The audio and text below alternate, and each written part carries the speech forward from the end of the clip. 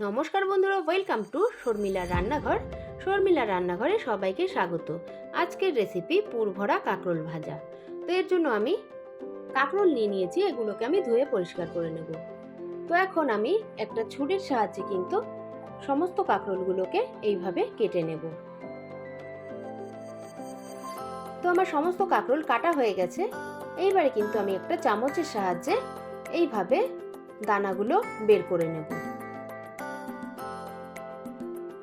তো দেখুন, আমার কিন্তু সব দানা বের করা হয়ে গেছে। এগুলো কিন্তু আমি ফেলবো না, এগুলো দিয়েই কিন্তু আমি পুরটা বানিয়ে নেব। তো দানাগুলোকে আমি ছুরি দিয়ে ছোট ছোট করে কেটে নেব। তো আমার কাটা হয়ে গেছে, আমি একটা অন্য বোলে ট্রান্সফার করে নিলাম। এর মধ্যে একে একে আমি এবার মিশিয়ে নেব একটা ডিম, আর আমি একটা পেঁয়াজ কুচি করে রেখেছিলাম, এখানে সেই পেঁয়াজটা আমি দিয়ে দেব।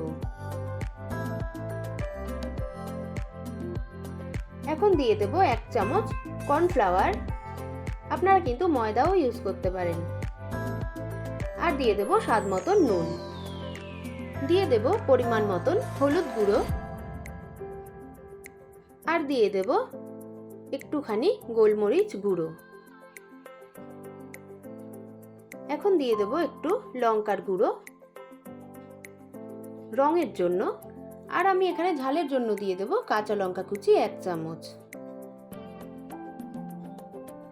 এখন আমি দিয়ে দেব এর মধ্যে কিছুটা মোজারেলা চিজ। এটা কিন্তু অপশনাল, কিন্তু এটা দিলে কিন্তু টেস্ট দারুণ আসে। আপনারা চেষ্টা করবেন অবশ্যই কিন্তু এটা দেওয়ার। আমি কিছুটা চিলি ফ্লেক্স এর মধ্যে দিয়ে দেব। এবারে কিন্তু আমি চামচের সাহায্যে এটাকে ভালোভাবে মেখে নেব। তো আমার মাখা হয়ে গেছে। এখন কিন্তু আমি 1 চামচ রসুন কুচি এর মধ্যে দিয়ে দেব, আর কিছুটা ধনেপাতা কুচি করে রেখেছিলাম আমি, সেটাও এবার এর মধ্যে দিয়ে দেব। আবার আমি একটা চামচের সাহায্যে কিন্তু ভালোভাবে মেখে নেব।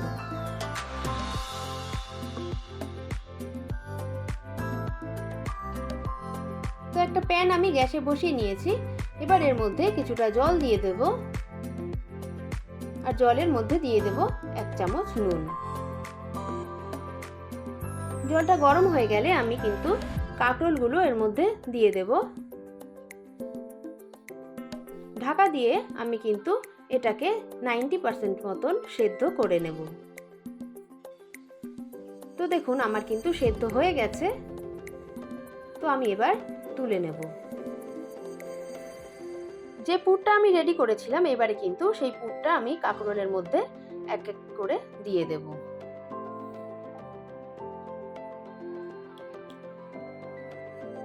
তো বন্ধুরা, আমার কিন্তু সমস্ত পুর দেওয়া হয়ে গেছে, ভরা হয়ে গেছে। এবারে কিন্তু আমি উপর থেকে একটু চাট মশলা সবগুলোর উপর ছড়িয়ে দেব।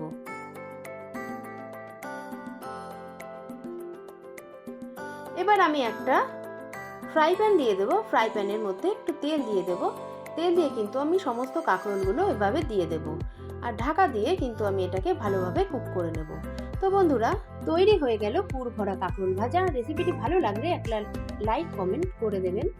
নতুন বন্ধুরা সাবস্ক্রাইব করে দেবেন। সবাই ভালো থাকবেন, সুস্থ থাকবেন। আজ এই পর্যন্তই, দেখা হবে অন্য কোনো ভিডিও নিয়ে।